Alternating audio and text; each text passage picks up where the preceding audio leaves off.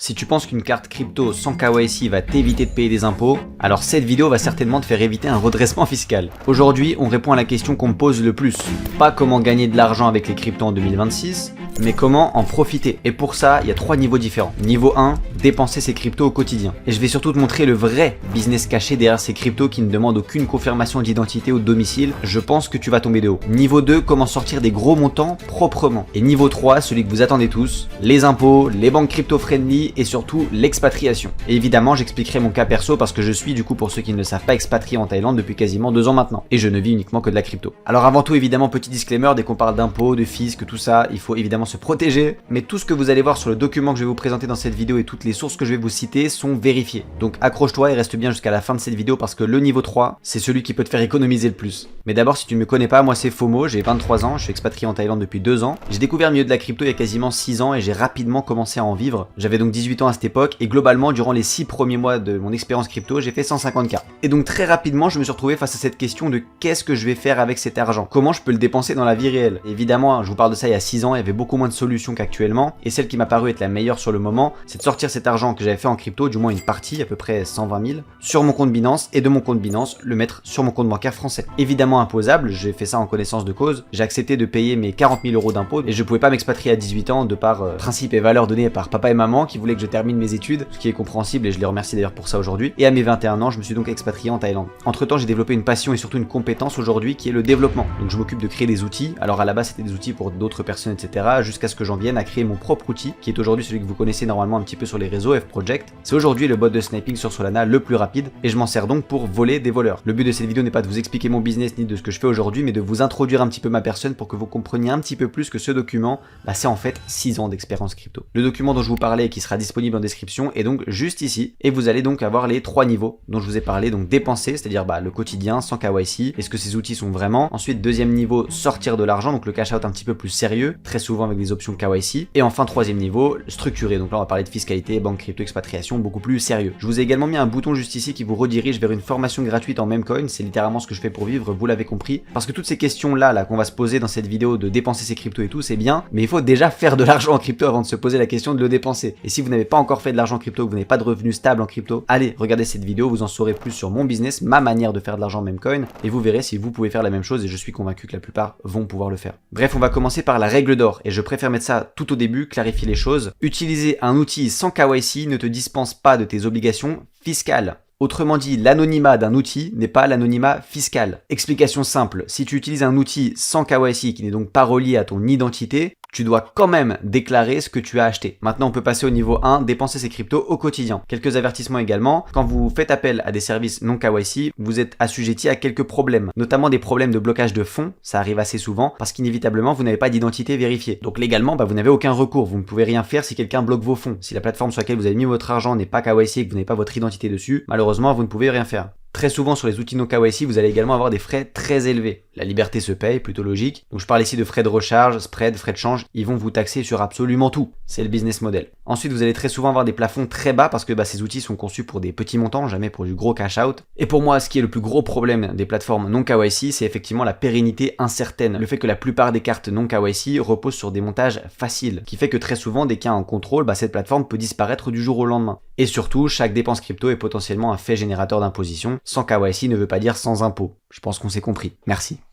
Alors j'ai également placé un petit dossier sur ce qu'est vraiment une carte sans KYC. Parce que la plupart d'entre vous, je pense que vous regardez cette vidéo pour avoir les services qui peuvent proposer des cartes crypto sans KYC, que vous pouvez mettre directement sur votre téléphone, mettre des coûts d'Apple Pay, etc. Il y a effectivement beaucoup de ce genre de services-là. Maintenant, je préfère vous apprendre comment ça fonctionne et vous les donner ensuite. Parce qu'en général, c'est pas tout beau tout rose. Alors déjà, il faut partir du principe simple. Une carte qui fonctionne partout dans le monde est forcément émise par une banque licenciée, identifiable par son numéro BIN et soumise aux règles de Visa ou Mastercard. Globalement, des règles qui interdisent formellement l'anonymat. Et il n'y a aucun contournement technique possible à ça. Alors la question à se poser, c'est comment font les cartes sans KYC pour promettre des cartes avec des plafonds aussi élevés et qui marchent partout dans le monde si à la base des bases, Visa et Mastercard n'acceptent pas l'anonymat? Eh bien la réponse, elle tient en quelques lignes, c'est que ce sont presque toujours des cartes d'entreprise. Une société, parfois une coquille vide, passe la vérification KYB, Know Your Business, auprès de l'émetteur, puis distribue des cartes employé au grand public. Donc en fait sur le papier, tu n'es pas client de la banque par laquelle tu passes quand tu veux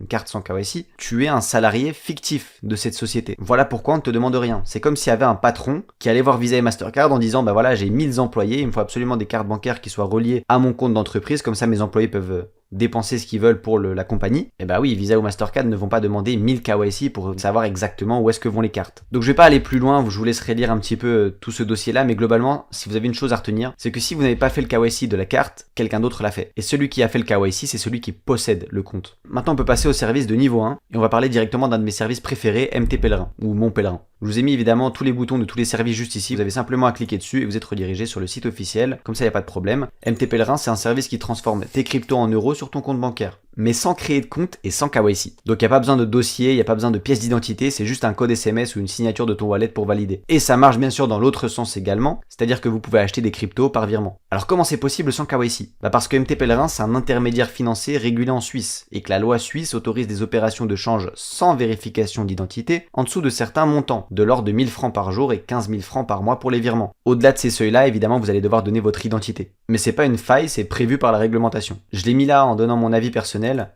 c'est pour moi le plus sérieux du niveau 1, voilà, et le plus facile pour un débutant en plus de ça. Ensuite, on passe au service numéro 2, Zipto. Zipto qui est globalement une application de paiement crypto tout en un, carte virtuelle, paiement de facture, carte cadeau. Encore une fois, même principe, c'est non KYC, mais vous avez des plafonds assez bas. L'avis personnel que j'ai donné là-dessus, c'est que c'est très pratique pour du quotidien, mais il faut surveiller un peu les frais à chaque conversion notamment, parce que ça va très vite. Vous avez ici toutes les cryptos que vous pouvez avoir sur Zipto du coup, donc c'est quand même relativement bien. Comme vous voyez ici, vous pouvez avoir donc des cartes, vous avez également l'option de payer vos factures avec la crypto, vous avez également des cartes cadeaux, vous pouvez également recharger n'importe quel numéro, et vous avez également des rewards. Et l'avantage des cartes Zipto, c'est qu'elles fonctionnent Google Pay comme Apple Pay, donc c'est quand même très pratique. Mais encore une fois, gros frais et surtout des seuils assez bas. Ensuite, on passe à une plateforme que je ne connaissais pas et c'est en faisant mes recherches pour cette vidéo que je suis tombé là-dessus, c'était incroyable, j'aurais bien aimé avoir ça au début, ça s'appelle Zabana. Zabana, c'est simplement une marketplace peer-to-peer, donc en fait c'est particulier à particulier, sur laquelle vous pouvez acheter en Solana des produits réels, électroniques, montres, cartes, cadeaux, directement en crypto et règlement on-chain. Donc du coup, sans KYC. Je sais pas depuis combien de temps ça existe, mais vraiment ça m'aurait servi de fou. Regardez tout ce qu'il y a, c'est impressionnant. Ordinateur portable, il y a absolument tout, Mac et MacBook. Et j'ai regardé, ça fait quand même un petit peu de temps que ça existe. Alors oui, tout ça ce sera d'occasion bien sûr, mais c'est quand même vérifié par la plateforme Zabana, donc il n'y a pas de souci à ce niveau-là. Et vous avez vraiment plein de trucs, même des véhicules. Là, si j'ai envie de m'acheter une RS3 Sportback, je peux l'acheter directement pour 109 000 USDT. Bon alors après, acheter une voiture sans KYC, faut peut-être pas abuser les gars. Bref, honnêtement, j'aurais kiffé avoir cette marketplace quand j'étais un petit peu plus jeune et que j'avais plus d'argent à dépenser. Aujourd'hui, je m'en fiche un petit peu, j'ai d'autres moyens. Et vous pouvez payer du coup avec du BTC, du Solana, de l'USDC, de l'USDT et du SKR. Ensuite, un des plus connus et un des services que j'ai le plus utilisé étant jeune, Bitrefill. Bitrefill, globalement, c'est des cartes cadeaux. Voilà, il n'y a rien de plus simple. Vous pouvez quasiment tout acheter sur Bitrefill et tout utiliser. Moi, j'ai beaucoup utilisé des Airbnb notamment. Donc oui, techniquement, c'est sans KYC, mais bon, quand vous allez loin Airbnb, vous allez forcément devoir mettre votre nom, prénom, etc. Donc voilà, ça dépend. Et ce qui fait que Bitrefill fonctionne et existe encore aujourd'hui, bien que ce soit sans KYC, c'est parce qu'il respecte les seuils autorisés en France. Selon le pays dans lequel vous êtes, vous allez avoir différents seuils et différentes cartes disponibles également. Là, par exemple, pour acheter une carte cadeau Airbnb, si je suis français, je peux le faire sans donner mon identité, mais pour maximum 1000 €. Donc c'est ce qui fait que cette plateforme existe encore et marche très bien. Je l'ai beaucoup utilisé, quand je vous dis beaucoup, c'est vraiment beaucoup. Je pense que j'ai dû spend un bon 40-50K sur Bitrefill, grand minimum. Ensuite, celui-là, je vous l'ai mis, alors je l'ai jamais utilisé pour être très honnête, c'est un service assez nouveau, c'est pour ça que j'ai mis la petite étiquette transparence limitée, qui s'appelle CardPay. C'est un service que beaucoup de mes amis utilisent en crypto, notamment pour payer Apple Pay, Google Pay, etc. dans la vraie vie, pour vraiment dépenser leur crypto. Transparence limitée, je l'ai mis parce que globalement, vous allez quand même devoir mettre un numéro de téléphone et un pays. Bon, alors je vous ferai pas de cours sur comment avoir un numéro de téléphone non KYC, je pense que on-off, mais vous avez plein de trucs qui peuvent le faire. Donc c'est pas 0 KYC, mais c'est un KYC minimal. Mais encore une fois, relisez bien la fiche que je vous ai mis au tout début du document concernant les cartes sans KYC. Parce que là, CardPay, elle coche toutes les cases de ce que je vous ai dit qui n'était entre guillemets pas bien. Dans le sens où c'est une carte virtuelle prépayée, Mastercard en plus de ça, donc vous savez déjà que vous vous faites passer pour un employé de la compagnie CardPay globalement. Mais voilà, si vous voulez utiliser ces cartes-là pour des dépenses quotidiennes, je pense que ça suffit, il faut pas mettre beaucoup d'argent dessus, au risque que un jour la société ferme. Zipto c'est quand même un petit peu plus connu, mais il me semble que les frais sont beaucoup plus élevés et les seuils peut-être un petit peu plus bas. Donc voilà, je sais que j'ai beaucoup d'amis qui utilisent ce service-là, c'est très connu en crypto, ça a pris beaucoup de cotes en très peu de temps, mais faire attention parce que ça reste un service très récent. Ensuite, mon deuxième service préféré, préféré dans les non KYC, c'est Peer XYZ. C'est une place de marché entre particuliers pour échanger ses euros contre des USDC via des apps de paiement que tu utilises déjà, donc Revolut, Wise, PayPal, etc. Pour vous résumer un petit peu ce que ça fait, et j'irai sur le site pour vous faire une petite démonstration après parce que c'est très surprenant. Pendant l'échange, les cryptos de la personne qui souhaite vendre ses crypto-monnaies sont bloqués dans un coffre automatique sur la blockchain, ce qu'on appelle un smart contract. Et ces cryptos-là, elles ne sont libérées que si le paiement est prouvé, donc que personne ne détient les fonds à ta place. Peer ne fait pas de KYC, mais tes apps de paiement, elles connaissent parfaitement ton identité. Donc voilà, c'est sans KYC mais mesuré. Et ce que j'ai mis en avis personnel, c'est que techniquement c'est le plus beau parce que c'est issu de la recherche soutenue par l'Ethereum Foundation avec le protocole ZKP, non custodial de bout en bout et hors des rails de cartes. Donc ça franchement c'est incroyable. Donc là vous voyez que ça se présente comme ça, c'est peut-être un petit peu dur à comprendre, je sais pas pourquoi ils ont changé l'interface d'ailleurs juste avant que je fasse la vidéo. Mais globalement par exemple ici, vous voulez acheter je sais pas 200 USDC. Là je vois qu'il y a personne, il n'y a aucun coffre disponible sur l'application Peer qui contient au minimum 200 USDC que je pourrais donc acheter avec mes euros sur Revolut. Je peux évidemment changer la banque, je peux mettre toutes les plateformes et dans ce cas-là j'autorise. Et là vous voyez qu'effectivement il y a sur Wise quelqu'un qui s'appelle donc maxlomu.eth qui lui cherche à vendre 2300 USDC. Et donc pour ça moi je peux simplement cliquer dessus, je peux dire combien d'USDC j'ai envie de lui acheter. Donc peut-être que j'ai envie de lui acheter uniquement que 1000 USDC sur les 2200 qu'il a à vendre. Et donc dans ce cas-là, moi je devrais payer 889 €. Je fais create order. Mon ordre a donc été créé, j'ai généré un QR code et je peux directement aller payer sur Wise. Bon, j'ai pas de compte, mais si j'en avais un, j'aurais pu le faire. Payer directement, coup de carte, terminé, et je reçois mes USDC. Et ça marche exactement de la même manière avec Revolut par exemple, ou PayPal. Donc là par exemple, j'en ai un sur Revolut, qui souhaite vendre à un bon prix d'ailleurs. Quand c'est rouge, c'est que c'est peut-être un petit peu haut, quand c'est vert, c'est que c'est un bon prix. C'est le prix du marché globalement. Donc là ici, lui, il veut vendre 115 USDC, donc peut-être que moi j'ai envie d'en acheter que 50. Hop, on fait la même chose, create order. Je vais devoir donc payer 43 €, générer un QR code. Et donc là, j'ai juste à scanner le QR code qu'il y a devant moi. Ça me redirige directement vers un lien Revolut. Et ici, je dois donc renseigner le montant que je dois envoyer. Donc là, j'ai le montant devant mes yeux, 43,71. Hop, et je peux payer directement en Apple Pay, via Revolut, via une carte de crédit, peu importe, mais c'est un lien de paiement qui m'a été généré. Bref, autant vous dire que c'est un des meilleurs services que j'ai vu en crypto. Alors oui, vous ne pouvez pas faire ça pour des gros montants, bien que vous avez vu que quand vous êtes sur d'autres plateformes comme Wise, etc., vous avez accès à plus de montants. Je pense que PayPal c'est pareil aussi, mais vous n'allez jamais pouvoir vraiment, effectivement, aller cash in 10K par exemple. Et vous pouvez faire d'ailleurs le chemin inverse, vendre vos cryptos pour recevoir de l'euro sur Revolut et tout. C'est possible aussi. On peut donc enfin passer au niveau 2, donc c'est toutes les solutions avec les KYC, c'est-à-dire sortir des montants assez sérieux. Donc là vous allez voir que je vais vous proposer beaucoup de cartes, surtout des cartes crypto KYC cette fois, mais qui sont très souvent un petit peu plus que des cartes, etc. Alors pour commencer par le premier service, c'est celui que j'ai utilisé le plus dans ma vie, c'est Cast. Cast, pour vous dire, j'ai spend un bon gros 6 chiffres et je parle pas de 100 000 $. C'est pour moi très très bien, assez solide, ça fait suffisamment de temps que c'est là. J'ai des potes qui ont spend bien plus que moi et qui n'ont jamais eu de problème. Donc c'est une carte Visa prépayée, financée en stablecoin, donc ça c'est vraiment lourd. Pour vous prouver ça, d'ailleurs j'ai encore l'application sur mon téléphone. Cast juste ici. On est donc sur l'application Cast sur mon téléphone. Bref, je n'utilise plus cette solution-là, je vous montrerai la solution que j'utilise actuellement. Et comme vous pouvez voir, vous avez plusieurs boutons, c'est relativement simple d'utilisation. Donc pour recevoir. Donc là vous pouvez voir que j'ai un QR code qui se génère avec différents stablecoins que je peux choisir si je veux recevoir plutôt des USDT, des USDC ou encore d'autres sur différents networks, que ce soit sur Solana, Ethereum, Tron, Polygon, etc.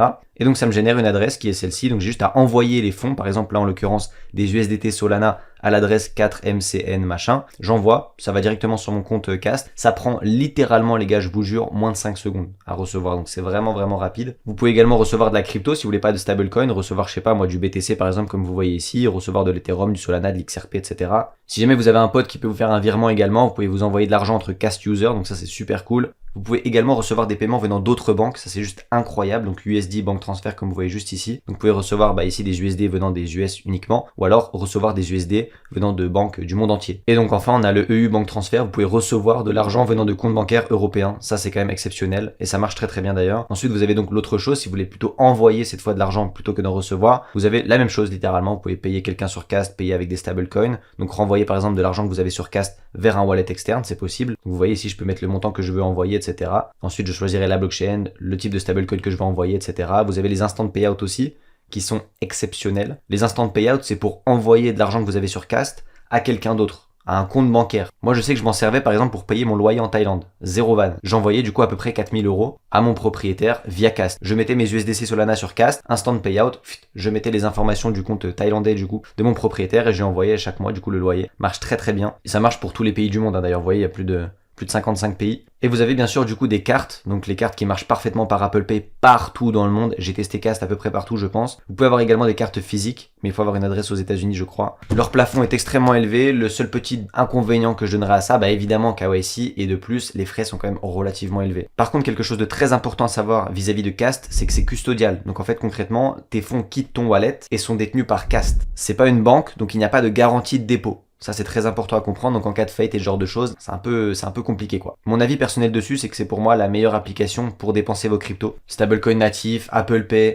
cashback également, ils ont un gros programme de cashback très agréable. Mais encore une fois, gardez bien en tête que ce genre d'outil c'est pour dépenser et non pas stocker. Oui, Cast ça fait longtemps que c'est là, etc. C'est quand même bien établi, ils ont levé beaucoup de fonds, ils sont backés par des grosses entreprises. Mais mine de rien, c'est jamais ce qui peut arriver d'un jour ou l'autre, on reste en crypto. Donc faites attention à ne pas stocker votre argent n'importe où, et je pense que Cast n'est pas un bon moyen de stocker ses cryptos. Par contre, c'est un excellent moyen de dépenser vos cryptos. Ensuite, une deuxième option que j'aime particulièrement, alors que je n'ai jamais utilisé, mais j'ai beaucoup d'amis qui utilisent. Faut être un petit peu connaisseur, je ne vous conseille pas de toucher à ce genre de choses si vous êtes débutant, mais c'est du coup Etherfi. Donc pour ceux qui ne connaissent pas Etherfi, c'est une carte de crédit crypto sur laquelle tu dépenses sans vendre tes cryptos. Donc le principe il est simple, tu déposes tes cryptos en garantie et chaque paiement est en réalité un petit emprunt qui est adossé à cette garantie. C'est comme une hypothèque sur ton portefeuille. Alors vous allez me dire pourquoi ce système est un peu compliqué? Parce que emprunter n'est pas cédé. Et donc fiscalement parlant, vous êtes imposé sur les ventes que vous faites de vos crypto-monnaies, sur la conversion globalement crypto-euro. Mais si vous empruntez sans vendre et que vous dépensez ce que vous avez emprunté, fiscalement parlant, ça peut être très intéressant. Je préfère pas me prononcer sur le est-ce que c'est vraiment full légal, est-ce que c'est pas légal, est-ce que c'est imposable, pas imposable. Je ne suis pas expert, encore une fois.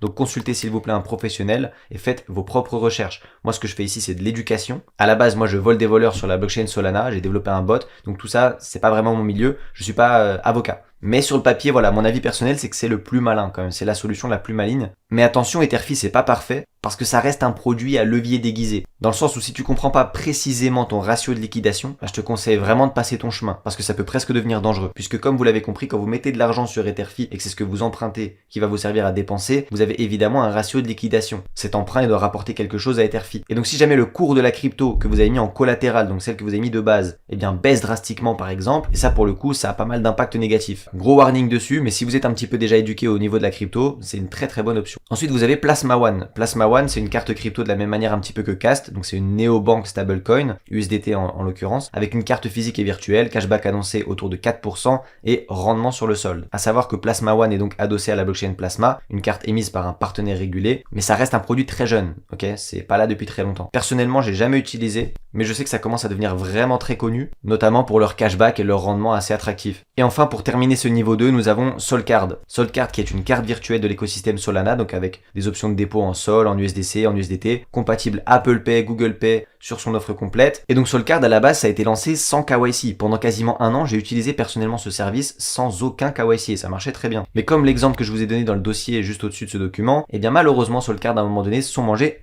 un petit contrôle. Et donc à l'été 2025, ils ont été obligés de basculer vers des KYC. Donc les utilisateurs non vérifiés, comme moi par exemple à l'époque, ont vu leur carte désactivée jusqu'à fournir leur identité. Et le service a pivoté vers un modèle à 2 vitesses, un accès limité annoncé sans KYC et un accès complet full access avec vérification d'identité sans plafond et sans frais de recharge. Alors ce que j'appelle modèle à 2 vitesses, c'est qu'en gros sur Solcard, normalement vous avez donc une option pour créer une carte sans KYC mais avec un plafond je crois de 5000 $ par mois et avec des frais très élevés. Et un autre modèle avec une carte sans aucune limite mais qui du coup nécessite un KYC. Maintenant le problème c'est que la plupart des gens qui me regardent sont en France et donc dans l'UE. Et la réglementation européenne, donc MICA que vous commencez à connaître un petit peu, eh bien impose l'identification aux services crypto régulés. Ce qui fait globalement qu'en gros la première offre dont je vous ai parlé avec la carte qui vous permet de dépenser 5000 $ par mois sans KYC n'existe pas pour les résidents européens sur Solcard. Alors mon avis personnel sur Solcard, c'est que c'est littéralement le cas d'école. Solcard n'a pas fait faillite, mais ils se sont mangés une grosse régulation parce que ce n'est pas autorisé et pas légal de fournir des cartes sans KYC. Donc ça a duré, ils se sont mangés un contrôle, boum, ils ont dû passer en KYC. Et donc comme j'ai noté juste ici, l'enseignement est là, la version sans identité est plafonnée, plus chère et révocable du jour au lendemain, plus en bonus je dirais que ça dépend de là où vous habitez. Et la version vérifiée et complète est stable. Donc le KYC c'est pas une punition, c'est un tarif préférentiel. Juste avant qu'on passe au niveau 3, j'aimerais que vous adoptiez quelques bons réflexes à faire dès maintenant. C'est des choses que moi je n'avais pas faites dans le passé et qui m'ont coûté cher sur ma fiche d'imposition. La première chose c'est d'exporter et de conserver tous tes historiques de transactions, signature, hash et suivi de wallet. Je sais à quel point c'est chiant. Vous allez voir dans la partie numéro 3 que vous avez différents services qui le font pour vous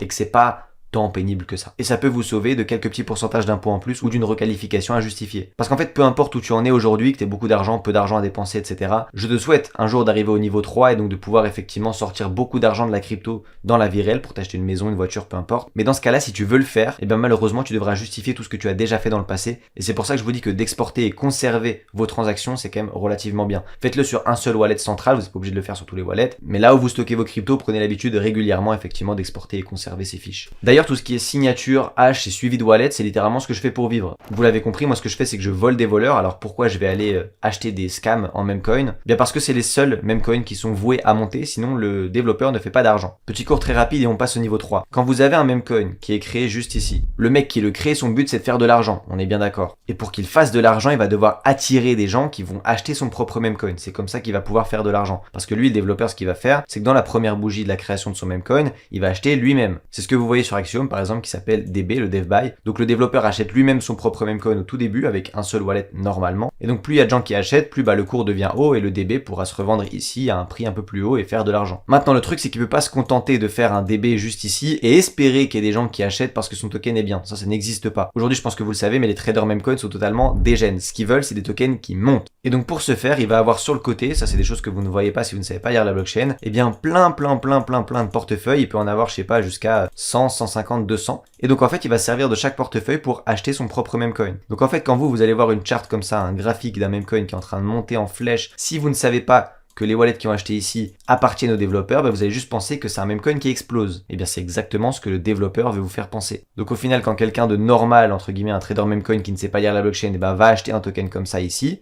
il fait monter le prix et il rend gagnant toutes les personnes qui ont acheté avant. Et donc le meilleur moyen de les attirer, c'est d'avoir un prix qui monte. Et bien rien ne vous empêche avec un bot, et c'est ce que je fais depuis quasiment 2 ans et demi maintenant, de rentrer dans la même première bougie que lui, donc là on va mettre je sais pas moi FOMO, et de sortir quand il est en train d'acheter son propre memecoin. Vous allez peut-être sortir ici par exemple. Eh bien félicitations, vous avez gagné plus 100%. Alors oui, ce n'est pas les x10 ou les x1000 qu'on vous promet en memecoin, mais c'est donc bien plus tangible parce que vous savez que le memecoin va monter. C'est pas un business qui est simple, ça demande pas mal de temps quand même, beaucoup de recherche, mais si vous pensez que ça peut être fait pour vous, n'hésitez pas à aller voir, je vous mettrai une vidéo en description qui est un guide de 3 heures dans laquelle j'ai pris Arthur, un de mes followers Instagram, qui ne connaissait pas grand chose au memecoin, qui avait un petit peu de crypto de côté, qui a fait le déplacement jusqu'en Thaïlande. J'ai loué une maison magnifique, une des plus belles maisons de Thaïlande d'ailleurs. On s'est enfermé 24 heures, il y avait 3 caméras devant nous et je lui ai appris tout ce que je savais sur le sniping de Rugger, mais qu'est-ce que les memecoins, pourquoi PumpFun, pourquoi Solana, et qu'à la fin il puisse placer son propre trade, chose qui a plus ou moins réussi. Bref, c'est une vidéo incroyable, n'hésitez pas à aller la voir. Ça a changé la vie de pas mal de personnes, le sniping de Rugger, bien évidemment de moi, mais pas que. Ça a changé la vie aussi de personnes entre guillemets banales au départ. Je parle notamment de Gumity qui a tapé son premier mois à 20K. Je parle de Noah qui a fait 10K en 3 mois. Je parle de Faltix qui a fait son premier mois à 4K. Bref, cette vidéo n'est pas là pour faire l'apologie de mon business. Donc on va reprendre directement le niveau 3. Donc là on a vu comment sortir son argent proprement, mais la question devient combien tu en gardes et où tu vis. La première option qu'on va voir, qui est l'option A, c'est de rester résident fiscal français. Peut-être que pour des raisons X ou Y, vous n'avez pas l'option de vous expatrier par manque de fonds ou parce que vos parents ne veulent pas. Moi, c'était un petit peu mon cas du coup il y a quelques années, mes parents ne voulaient pas, j'étais trop jeune. Et donc vous allez devoir payer vos impôts en bon citoyen. Mais c'est important que vous sachiez ce que ça implique. La première chose, et elle est inévitable, c'est la flat tax de 31,4%. Elle s'applique donc aux plus-values de cession d'actifs numériques des particuliers. Déjà, c'est plus-value. Si vous achetez par exemple BTC pour 1000 € et que vous revendez un an plus tard pour 1500, vous êtes imposé sur la plus-value que vous avez fait qui est de 500 €. Cession d'actifs numériques, ce qui signifie donc une vente. C'est pour ça que je vous disais qu'avec Etherfi, c'était assez intéressant parce que c'est pas une cession, c'est un emprunt. Et enfin, le mot particulier. Et oui, parce que cette flat tax, elle s'applique aux particuliers, non pas aux professionnels. Alors 31,4%, pourquoi? Alors ça, c'est simple, ça se divise en deux. On a 12,8% d'impôt sur le revenu et 18,6% de prélèvements sociaux. D'ailleurs, cette flat tax a récemment été augmentée parce qu'elle est passée de 30 à 31,4% au 1er janvier 2026. Alors par contre, il faut bien comprendre ce qui rentre dans cet impôt de flat tax et ce qui n'y rentre pas. Ce qui n'y rentre pas, c'est tout ce que vous échangez en USDC par exemple. Par exemple, vous avez snipé un Rugger comme je viens de vous expliquer. Vous vendez ce rug-là contre de l'USDC pour avoir du coup des stablecoins, ça c'est pas imposé, il n'y a pas de souci. Si vous passez vos Solana en USDC ou en USDT, etc., pas de problème, pas imposable. Ce qui est imposable par contre, c'est la conversion en euros. Et ça sous n'importe quelle forme. C'est-à-dire que si vous transformez vos USDT en euros sur Binance, Coinbase ou quoi que ce soit, là c'est imposable. Si vous faites un transfert d'USDT de Coinbase vers votre compte bancaire, oui, là entre les deux, il y a une conversion euro, vous allez être imposé. si vous dépensez avec une carte crypto non KYC et que vous avez mis des Solana dessus, alors oui, vous allez payer en Solana, mais le vendeur en face de vous va recevoir des euros. Donc il y a une conversion qui se fait par l'application par laquelle vous passez. Et ça, c'est imposable. Deuxième point important si vous êtes résident fiscal français et que vous faites de l'argent en crypto, c'est la requalification en activité professionnelle. Il faut savoir que quand il y a 5 ans, j'ai sorti mes 150 000 euros sur mon compte bancaire, donc j'ai passé de Binance à mon compte bancaire, j'étais voir un fiscaliste. Et ce fiscaliste, il m'a expliqué que techniquement, ce que je faisais, c'était de l'activité professionnelle. Alors, c'est assez simple de comprendre qu'est-ce qu'une activité professionnelle en crypto, etc. C'est une activité qui est régulière et répétée. Voilà. Si vous faites plusieurs transactions par jour, eh bien vous êtes requalifié en trader pro. Donc c'est ce que je vous ai mis là, hein, ça dépend de la fréquence, du volume et des outils, et de la part des revenus également. Et là par contre, activité professionnelle, ça pique. Hein. Vous n'avez pas juste 31,4% de flat tax. Je crois qu'on est, je vais pas dire de bêtises, mais entre 40 à 55% d'impôts. Ce que j'ai pu faire perso, et ce que m'a conseillé le fiscaliste, c'est de faire passer mon gros retrait sur un retrait de gain exceptionnel, donc c'est techniquement vrai parce que j'ai fait beaucoup d'argent sur Ordinal, qui était d'ailleurs le premier meme coin sur la BTC, et donc j'ai pu faire passer ça en gain exceptionnel, ce qui m'a fait effectivement éviter le fait que je payais de l'impôt sur une activité professionnelle. Non, c'était juste un gain exceptionnel, j'ai aucune activité professionnelle, j'ai juste fait ça sur un coup de chance, et donc je n'ai payé que la flat tax. Troisième chose à laquelle vous devez faire attention si vous êtes résident fiscal en France, c'est le formulaire 3916 bis, qui mentionne le fait que tout compte d'actifs numériques ouvert à l'étranger, ça peut être un exchange, une néobanque, carte crypto, doit être déclaré chaque année sur impôts.gouv. Et attention parce que l'amende elle tombe par compte non déclaré. 750 € chacun. Que vous ayez fait de la plus-value, pas de plus-value, qu'il y ait de l'argent dessus, pas de l'argent dessus, ils s'en foutent. Juste le fait que vous ayez un compte que vous n'avez pas déclaré, c'est 750 balles par compte. Donc faites attention à ne pas en avoir trop d'un coup. Déclarez-les, ça coûte rien. Et ça vous évitera surtout 750 balles d'amende par compte non déclaré. Alors il y a plusieurs outils si vous êtes encore en France qui peuvent vous permettre de déclarer vos cryptos, etc. et de faire ça bien. Le premier qui est le plus connu c'est Waltio. Alors ils ont eu quelques petits problèmes, notamment de leak, il y a quelques semaines, quelques mois de ça. Mais bon, ça reste le géant quand on parle de déclaration fiscale crypto. Donc c'est ce qu'on appelle un agrégateur fiscal. Ça remonte automatiquement toutes les transactions. Donc exchange plus on-chain. C'est-à-dire que si vous avez un compte sur Binance ou un compte fantôme, ils peuvent gérer les deux, il n'y a pas de souci. Et ça génère donc les documents nécessaires à ta déclaration. C'est quasi indispensable pour un résident français avec de l'activité on-chain. Et honnêtement, l'abonnement coûte pas si cher pour ce que c'est, et surtout pour l'argent économisé. Je place ça là d'ailleurs, mais le fiscaliste il y a quelques années qui m'avait fait donc ma déclaration, m'avait dit que si jamais je me mangeais un redressement fiscal et que j'avais pas déclaré ce que je devais déclarer, le fisc français pouvait vous réclamer jusqu'à 80% de majoration. Cas d'exemple concret, je retire 100 000 €. Techniquement, j'ai une flat tax à 31,4%, ce qui fait que je dois payer sur ces 100 000 € de retrait 31 400 € à l'URSSAF. Et bien si je ne les paye pas, le gouvernement peut venir me voir jusqu'à 8 ans après cette chose-là. Donc ils peuvent remonter jusqu'à 8 ans en arrière. Et donc la majoration de 80%, si vous deviez payer 31 400, vous remboursez déjà cette somme-là, plus globalement 25 000 parce que c'est 80% de 31 000. Au total, vous allez devoir verser 56 400. Tout ça parce que vous n'avez pas fait l'effort de faire les déclarations correctement. Donc ça peut vous coûter cher. Ensuite, l'option pour laquelle moi j'ai opté, c'était pas Waltio parce que ça existait pas trop il y a quelques années, enfin c'était pas aussi connu, et c'est d'aller chez un fiscaliste spécialisé en crypto. Je trouve que c'est mieux pour des situations qui sont un petit peu plus complexes, si vous faites par exemple des meme coins, ce genre de choses, DeFi, lending. Je trouve en tout cas à mon sens qu'il vaut mieux payer effectivement un petit peu plus cher et passer par un fiscaliste spécialisé qui va comprendre votre situation et qui surtout pourra vous aiguiller dans la bonne direction. Il y a beaucoup de cabinets spécialisés en crypto sur Paris notamment, il y en a de plus en plus, donc n'hésitez pas à y aller. Oui, les honoraires sont chers, mais encore une fois, par rapport à ce que vous pouvez payer si vous avez un redressement, ce n'est rien. Et je précise pour toutes les personnes qui sont encore chez leurs parents, etc.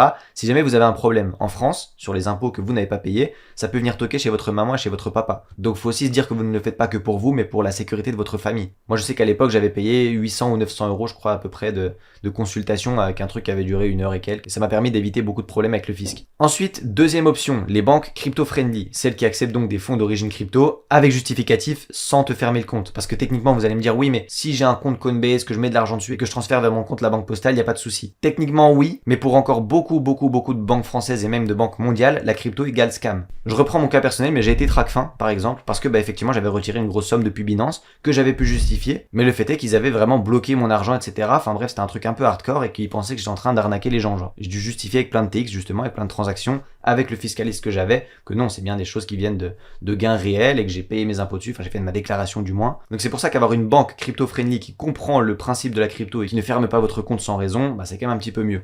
Pour ça, vous avez plusieurs options. Encore une fois, si vous êtes en France, je parle. Vous avez la première solution qui est entre guillemets la plus simple, Débloc. Débloc, c'est une néobanque française agréée. Donc quand vous allez sur Débloc, vous avez un compte courant avec un IBAN français, plus un wallet crypto intégré dans la même application, qui est un wallet non custodial. Une wallet non custodial veut dire que c'est toi qui détiens tes clés et que ce n'est pas Débloc qui garde ton argent pour toi. Donc l'avis personnel que j'ai là-dessus, c'est que c'est la passerelle la plus directe pour un Français. C'est le pont entre ton wallet et ton compte courant dans une seule application. Et pour le coup, face à un banquier ou un notaire, un IBAN français, ça change tout par rapport à un compte offshore. Très connu des blocs, si vous ne connaissez pas, ça a levé beaucoup de fonds, ça a fait beaucoup de bruit, il n'y a pas de souci. Ensuite, vous avez le bien connu Revolut, donc néobanque généraliste avec des fonctionnalités crypto intégrées. Je l'ai mis quand même parce que je sais que j'ai beaucoup de potes qui l'utilisent, jamais utilisé personnellement. Mais effectivement, sur Revolut, vous avez une partie crypto sur laquelle vous pouvez envoyer, recevoir, etc. Quelques petits problèmes de blocage de temps en temps, mais bon, faut avoir toujours des justificatifs à droite à gauche, mais c'est normal. Encore une fois, vous êtes en France, donc vous devez avoir ces justificatifs-là. Donc voilà, si jamais vous êtes amené à utiliser Revolut, gardez toujours des justificatifs à portée de main en permanence. Alors celle-là, par contre, je suis content de vous la présenter, c'est très peu connu et pour autant, c'est une des meilleures banques,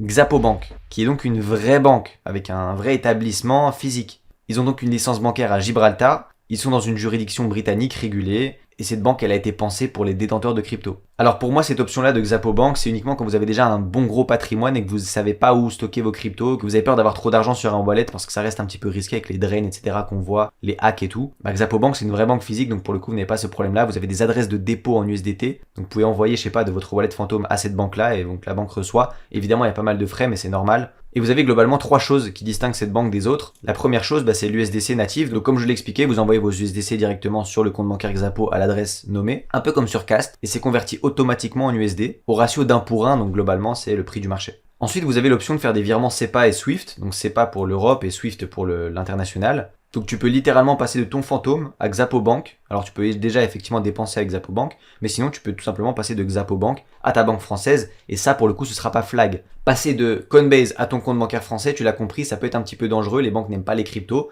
Pour ça, tu ajoutes un intermédiaire au milieu, Xapo Bank, qui est une vraie banque et qui accepte la crypto. Et comme ça, sur ton compte bancaire français, quand tu reçois, ils voient que ça vient d'un compte à l'étranger, oui, mais ils ne voient pas que ça vient d'un compte crypto. Et en plus de ça, vous avez pas mal de rendements sur les USDC. Vous avez aussi des options de crédit lombard possibles, donc un prêt en garantie par tes cryptos sans avoir à les vendre. C'est un peu le principe des TERFI. Le fait que par exemple, vous mettez des bitcoins sur Xapo Bank, et donc avec ces bitcoins-là, vous les mettez en garantie, et vous pouvez emprunter des USDC par exemple, et dépenser ces USDC-là. Donc voilà, fiscalement parlant, c'est pas une cession, c'est pas une vente, donc ça peut être discuté encore une fois avec un fiscaliste pour potentiellement éviter pas mal d'impôts. Et ensuite l'option C, celle que j'ai choisie, qui est l'expatriation dans un pays crypto-friendly. Il y aura jamais plus simple que cette option, ok ? Je me suis cassé la tête pendant des années à chercher les options, comment dépenser mes cryptos sans trop payer d'impôts, sans machin. La meilleure option, c'est l'expatriation, barrez-vous. J'adore mon pays, la France, ça m'a tout donné, j'ai payé mes impôts comme un bon citoyen. Mais si vous êtes en crypto et que vous faites de l'argent et que vous cherchez à payer le moins d'impôts possible, la France n'est pas pour vous. Vous avez effectivement des petits moyens de baisser un petit peu, machin, de magouiller, mais à la fin, vous allez devoir payer la note que vous devez payer, c'est tout. Alors maintenant, il faut bien comprendre le principe également quand vous vous expatriez de la résidence fiscale. Et elle répond à des critères un peu précis. Déjà, le foyer, vous devez avoir un loyer quelque part, vous devez payer un loyer dans un autre pays. Ça doit être votre lieu de séjour principal, notamment avec la règle des 183 jours, donc vous devez passer 6 mois et 1 jour dans ce pays-là pour avoir cette résidence fiscale. Par exemple, pour la Thaïlande, je vis plus de 6 mois et 1 jour en Thaïlande. C'est ce qui fait que je suis résident fiscal là-bas et que la France ne peut pas me requalifier comme résident fiscal français. Bien que je peux passer en France si j'ai envie 5 mois de l'année, mais majoritairement, je dois passer dans un autre pays. Une fois expatrié, vous avez donc plusieurs options pour cash out vos cryptos. Alors déjà, il faut devenir résident fiscal du pays. Ça c'est obligatoire. Donc avec effectivement la fiche d'imposition, vous ne devez avoir d'ailleurs plus rien à voir en France, plus de loyer en France, plus rien qui vous relie à la France. C'est sérieux ce que je vous dis. Rien qu'une carte SIM que vous continuez de payer en France, techniquement ils peuvent vous dire pourquoi vous la payez, c'est que vous habitez peut-être encore ici et vous requalifiez résident fiscal français d'un seul claquement de doigts. Ensuite vous pouvez ouvrir un compte sur un exchange accessible depuis ta nouvelle résidence, donc Coinbase, Binance, etc. Par exemple en Thaïlande, j'ai accès à plein d'exchanges qui ne sont pas disponibles en France. Ensuite, vu que vous avez la résidence fiscale dans le pays dans lequel vous êtes et que je suppose que vous avez le visa qu'il faut, vous pouvez également ouvrir un compte bancaire local dans le pays d'expatriation. Si vous êtes à Dubaï par exemple, en général quand vous allez ouvrir votre société, et donc c'est cette société qui va vous permettre d'avoir l'Emirates ID, la petite carte qui prouve que vous êtes résident ici, vous avez l'option de pouvoir ouvrir un compte bancaire professionnel et un compte bancaire personnel. Et donc du coup dans le cas où vous êtes expatrié, vous avez 2 chemins pour cash out la crypto. Soit vous prenez de la crypto et vous l'échangez contre du cash, donc du liquide, chose que j'ai fait pendant quasiment 1 an en Thaïlande. Ensuite vous la mettez sur le compte bancaire directement, donc un dépôt. Vous allez voir qu'en général les pays comme Dubaï, Thaïlande, etc., tous les pays crypto-friendly, ils en ont à peu près rien à foutre de la provenance du cash. Alors parfois quand c'est des gros montants, oui, il faut pas non plus abuser, mais si on part de 10-20 000 euros, en général c'est ok. Et vous avez, si vous avez un compte bancaire normalement comme je l'ai précisé, un compte bancaire professionnel avec votre activité, vous pouvez simplement dire que ça vient de la crypto et vous n'êtes pas imposé, donc voilà, vous pouvez justifier n'importe comment. Mais bon, justifier par la vérité, c'est toujours mieux. Ou alors, autre chemin que vous pouvez faire, c'est prendre vos cryptos par exemple sur Phantom, les mettre sur votre exchange, donc ça peut être Coinbase, qui est relié donc à votre résidence par exemple en Thaïlande ou à Dubaï, et ensuite de votre exchange, faire un virement vers votre compte bancaire. Rien de plus simple. Et donc tout ça, c'est 0% d'impôt. Petit disclaimer, quand vous êtes expatrié, vous devez déclarer votre argent. C'est justement cette déclaration-là d'impôt qui vous permettra, si jamais la France vient toquer à vous demander des preuves comme quoi vous êtes bien résident fiscal ailleurs, eh bien c'est cette déclaration qui vous permettra de dire regardez, j'ai déclaré des impôts ailleurs qu'en France, ce qui prouve que je ne suis plus résident fiscal en France. C'est très important, je l'ai pas fait la première année en Thaïlande et j'ai regretté parce que j'ai dû le refaire du coup en retard et j'ai payé beaucoup plus cher. Donc oui, même si c'est 0% d'impôt, vous n'allez rien payer, ou alors juste les frais d'avocat de la déclaration. Par exemple en Thaïlande, moi j'ai un avocat, je lui dis que j'ai ce revenu-là, je paye ce loyer-là, hop, lui il me calcule directement mon barème d'imposition, il me fait ma déclaration auprès du gouvernement, il me dit combien j'ai à lui payer, terminé. Il me donne le papier officiel comme quoi j'ai déclaré de l'argent en Thaïlande sur l'année 2025 par exemple, et ce papier-là, moi je le garde bien précieusement au cas où la France me demande quelque chose. J'ai déjà des potes à qui ça est arrivé, et c'est la preuve ultime comme quoi vous habitez quelque part ailleurs, une déclaration. Ensuite, l'option personnelle pour laquelle j'ai opté, et que j'utilise du coup le plus en ce moment, c'est Slash. Slash qui est donc un compte bancaire business américain réservé aux détenteurs d'une LLC aux États-Unis. Par contre, si vous n'avez pas d'LLC aux États-Unis, malheureusement vous ne pouvez rien faire. Mais une LLC, ça s'ouvre depuis n'importe où, hein. Si vous êtes à Bali, Dubaï, machin, tout le monde peut ouvrir une LLC aux États-Unis. Très simple. L'avantage du coup que vous avez avec une LLC, c'est que vous pouvez avoir des comptes fintech bancaires, comme Slash par exemple, qui n'est pas une banque physique, c'est ce qu'on appelle une fintech, c'est comme Revolut, il n'y a pas d'établissement physique. Et sur Slash, en l'occurrence, c'est une banque qui accepte les cryptos, donc avec des adresses de dépôt en USDC, en USDT, etc. Ça vous donne des cartes. Bref, l'outil est super complet. La banque est exceptionnellement bien. J'ai eu zéro problème pour le moment. Ça fait plus de 6 mois quasiment que je l'ai ouvert. Beaucoup d'argent passé dessus, vous vous en doutez. Parce que du coup, ce que je fais personnellement, c'est que je prends ma crypto et je la mets sur Slash. Parce que je ne possède du coup plus rien en crypto. Ceux qui ne le savent pas, c'est juste des convictions personnelles. Je fais de l'argent grâce au Memecoin, oui. Je le mets directement en USDC et mes USDC partent directement sur Slash. Et donc l'avantage d'avoir une LLC plus un compte fintech aux États-Unis, c'est que si vous le faites pendant suffisamment de temps, donc là par exemple je vais commencer les démarches pour ouvrir un compte physique cette fois aux États-Unis, donc un compte Bank of America ou un compte Chase Bank qui sont les deux plus grosses banques aux États-Unis, des banques physiques cette fois, des vrais établissements. Et donc je peux venir vers eux en leur demandant l'ouverture d'un compte bancaire parce que de un j'ai de l'argent à leur donner, on est dans un pays capitaliste, les États-Unis, donc si vous n'avez pas d'argent, laissez tomber, si vous n'avez pas 6 chiffres, c'est mort pour vous. Mais si vous avez 6 chiffres et que vous avez donc une LLC sur laquelle vous avez fait passer pas mal d'argent, vous avez donc des relevés bancaires même d'une fintech, Slash ils font des relevés bancaires qui prouvent en fait que vous avez des rentrées d'argent régulières, vous pouvez aller effectivement vers Bank of America et Chase Bank pour demander l'ouverture d'un compte bancaire américain physique. Même si vous n'habitez pas sur le territoire, c'est pas grave. Alors quels avantages à avoir un compte bancaire physique aux États-Unis? De 1, ça saute quand même moins facilement qu'un compte bancaire fintech par exemple, bien que là on est sur Slash, moi j'ai jamais de problème, mais il peut y en avoir peut-être, je sais pas, par exemple je sais que ceux qui ont des comptes Mercury etc peuvent avoir de temps en temps des petits problèmes. Là une banque physique, vous avez quelqu'un à qui vous adresser, vous n'allez pas vous adresser à une IA si vous avez un souci, vous avez un conseiller etc. Et puis vous pouvez avoir accès à d'autres services comme les Amex par exemple, qui sont quand même vraiment bien. Moi qui dépense beaucoup avec mes cartes, ça me permet de générer des points et ces points là m'en servir pour aller prendre des billets d'avion en business class ou en first etc. à prix vraiment réduit, voire quasiment gratuitement. Et là du coup effectivement la différence avec Slash, pour en revenir à ça, c'est que la société qui passe le KYB, donc Know Your Business, c'est la mienne, c'est ma société. Je suis pas un client qui utilise une carte avec aucun nom adossé, salarié fictif, etc. En tout cas c'est l'option qui me convient le plus moi pour le moment, c'est Slash avec effectivement le montage LLC, et dans le futur avec un compte bancaire physique aux États-Unis qui finit entre guillemets un peu la pyramide, dans le sens où je fais de l'argent en crypto, donc le bas de la pyramide, je fais remonter cet argent-là sur mon compte Slash lié à ma LLC, mais j'essaie de hold le moins possible parce que ça reste une fintech, donc on ne sait pas ce qui peut arriver. Et ensuite, je remonte ces fonds-là, le maximum que je peux, sur le compte Bank of America ou Chase Bank, qui sont des banques physiques et donc qui ont moins de risques de bannissement ou de gel de fonds ou peu importe. Et évidemment, avec Slash, j'ai des cartes Visa Business, etc. à gogo, physiques, virtuelles. Aucun souci pour dépenser, les frais sont pas très élevés, mis à part effectivement sur les frais de dépôt crypto, ça c'est normal, c'est comme sur Xapo-Bank. Et d'ailleurs, je préciserai, si vous avez une LLC et que vous êtes en France, une LLC c'est simplement une boîte transparente, ok ?